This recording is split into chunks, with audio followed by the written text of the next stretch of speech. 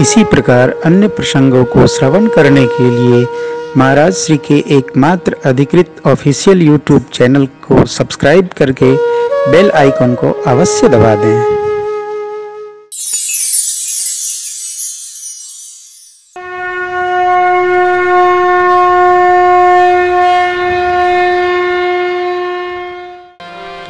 रावण का चरित्र स्मरणीय नहीं है, अविस्मरणीय भी नहीं है,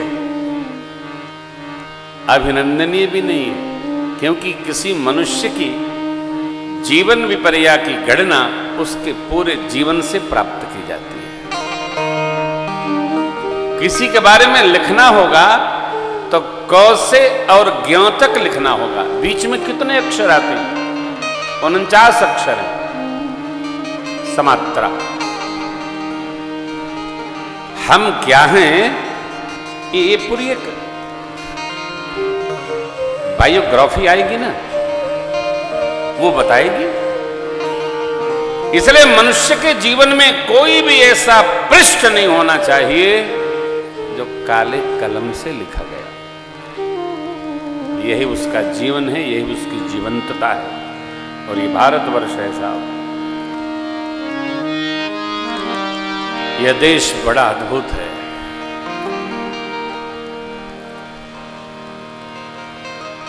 इस देश में श्रेष्ठ का सर्वकाल अभिनंदन है, और कहीं एक भी कोना पृष्ठ नहीं, एक भी कोना मुड़ा है, उसकी भी चर्चा है। इसलिए हम सर्वकाल सावधान रहें। भगत होने के नाते हर क्षण सावधान रहना। एक घड़ी इधर उधर नहीं होना है। नारद जी की कितनी अच्छी कथा है। देवर्षि हैं, त्रिलोक में गति है, परंतु नारद जी ने जो भगवान को शाप दिया उसकी भी चर्चा होती है। क्यों दिया? माया के अधीन हो जाने के कारण। ये हमारे जीवन में न घटे, कुछ न घटे, ठीक है। आज तो ये कलिकाल है, लोग अब प्रतिष्ठा को भी अपनी प्रशंसा मान के जीते हैं। अप्रतिष्ठा भी प्रशंसा है। अप्रतिष्ठा किस बात की? तो जीवन की। कोई बात नहीं, बदनाम हुए तो क्या हुआ, नाम तो हुआ। ये कौन सा जीवन है? कभी नहीं। जीवन का कोई भी पृष्ठ मुड़ा न हो। ये राम कथा का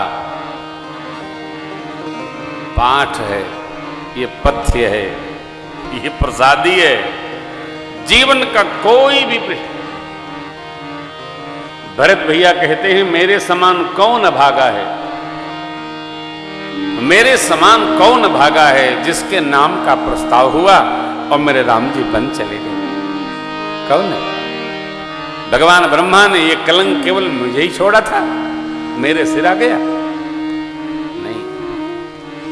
तो हम आप स्मरण कर रहे हैं, मेरे राम जी को अयोध्या त्याग करके रावण को मारने जाने की आवश्यकता नहीं। आसुरी शक्तियों के समापन के लिए परमात्मा को कहीं जाने की आवश्यकता नहीं। अयोध्या रह करके ही भगवान ने मां से पूछा था, मां चरित बहुत विधि कीन चहे, यहीं बैठे बैठे सब कर दूंगा।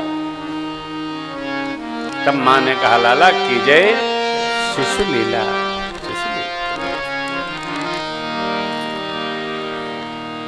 होना जो है वो होगा, हम चाहें वो नहीं होगा। चक्रवर्ती महाराज अवस्था आई, कान के पास के बाद श्वेत भय, और हृदय में विचार किए, नृप जुवराज राम कहूं देहु। विचार किया चक्रवर्ती जी ने। विचार करना हमारा कार्य है, पूर्ण करना ये परमात्मा का कार्य है। हमारे विचार पूर्ण हो आवश्यकता नहीं है, इसकी अनिवार्यता भी नहीं है। भगवान चाहेंगे तो पूरा होगा, भगवान नहीं चाहेंगे तो नहीं होगा। लेकिन मेरी प्रार्थना है, संसार के व्यवहार का विचार न करके श्रेष्ठतम मनुष्य को परमार्थ के व्यवहार का विचार करते रहना चाहिए। क्या करें?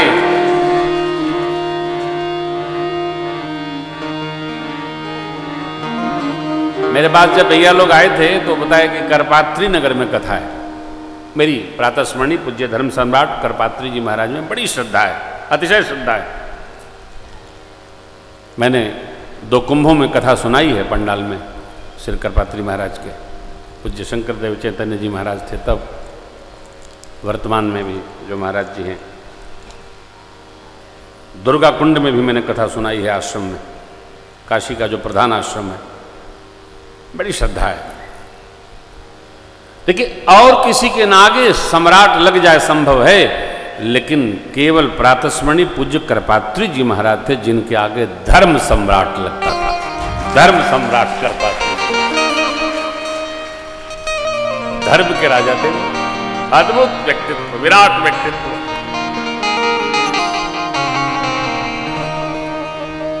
धर्म की मीमांसा विधिवत। आज भी कितने आश्रम उनकी परंपरा के चल रहे हैं। तो क्या, तो मैंने पूछा इन लोगों से कि ये करपात्री नगर है कहां? तो बोले 12 देवी मंदिर के बगल में दाहिने हाथ पर। अच्छा अच्छा अच्छा। लेकिन ये राम कथा की महिमा देखिए कि हम लोग तो यहीं बैठे जान रहे हैं, परंतु YouTube फेसबुक के माध्यम से कहाँ कथा हो रही है? तो करपात्री नगर कानपुर में कथा हो रही है। ये धर्म तत्व की महिमा है।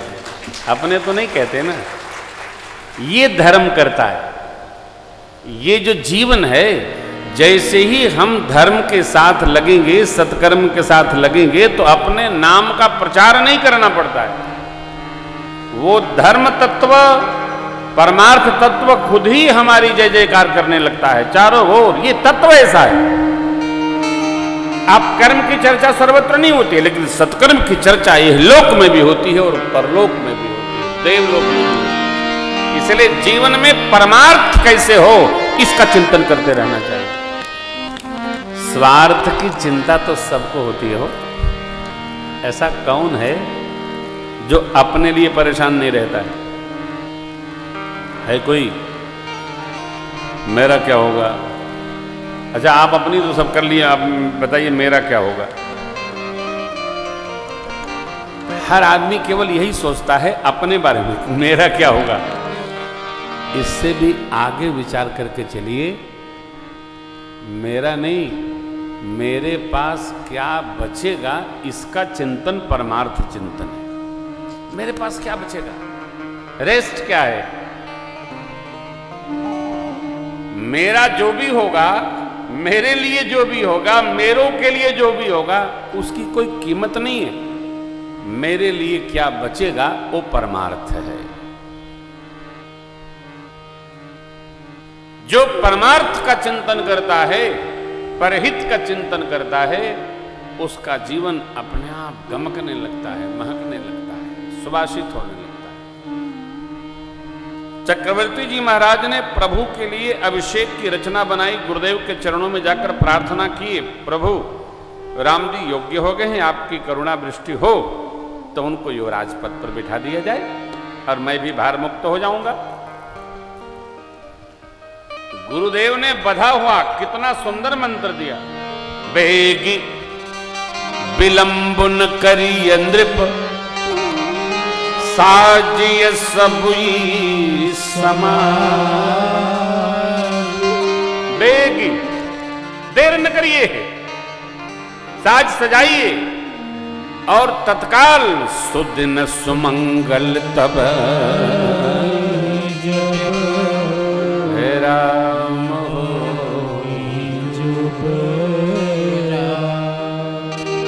कब? अब जब वही दिन सुंदर दिन है,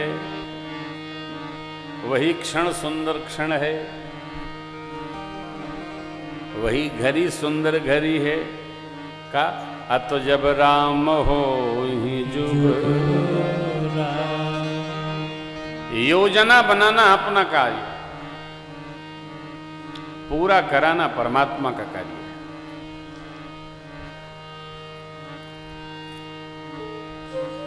जो परमार्थ की योजना में लगा रहता है, उसका मन श्रेष्ठतम होता जाता है।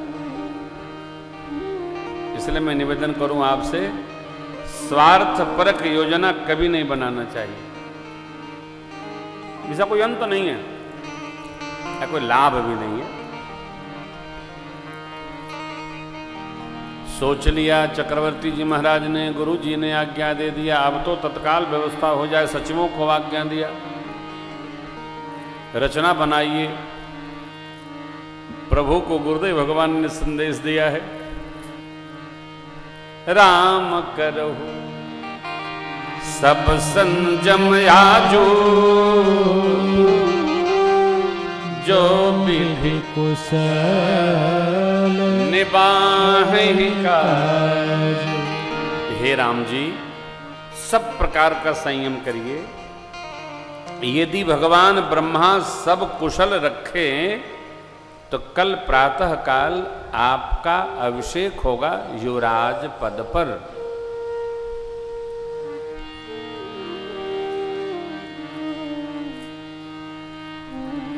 प्रभु सोचने लगे ये क्या है। एक साथ जन्म हुआ चारों भाइयों का, एक साथ खेले कूदे बढ़े बाल उतरा जनेऊ भया। और इस श्रेष्ठ समाज का बड़ा विशेष ये स्वभाव है कि सभी भाइयों को छोड़कर और ज्येष्ठ भाई का अभिषेक होगा। ये तो उचित नहीं है। सुख बांट कर ही रहना चाहिए हो,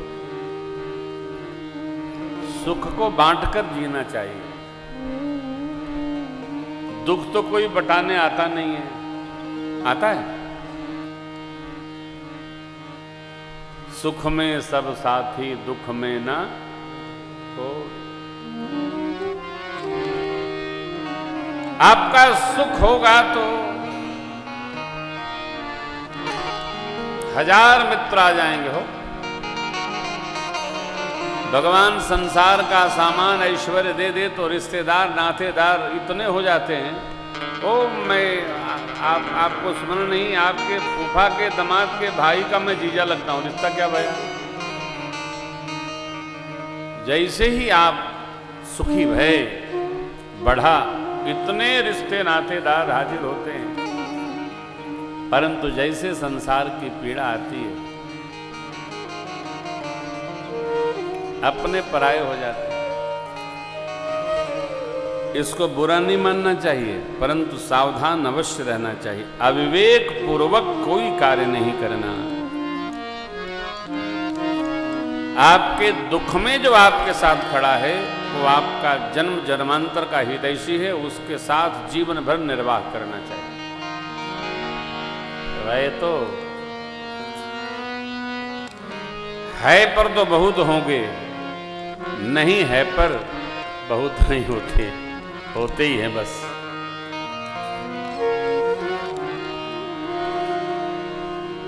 महाराज भर्तृहरि कहते हैं, अस्पताल में, न्यायालय में,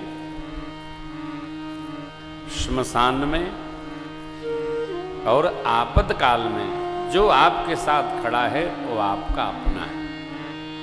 4 स्थान पर देखना चाहिए। अस्पताल में, न्यायालय में,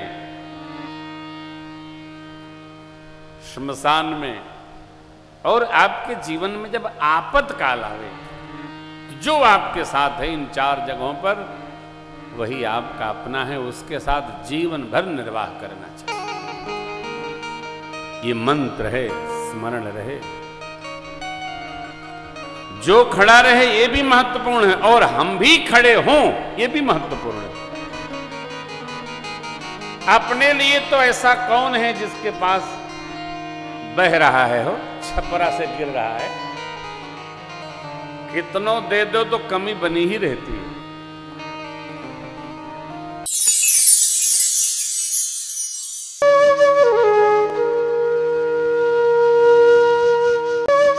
इसी प्रकार अन्य प्रसंगों को श्रवण करने के लिए महाराज श्री के एकमात्र अधिकृत ऑफिशियल YouTube चैनल को सब्सक्राइब करके बेल आइकन को अवश्य दबा दें।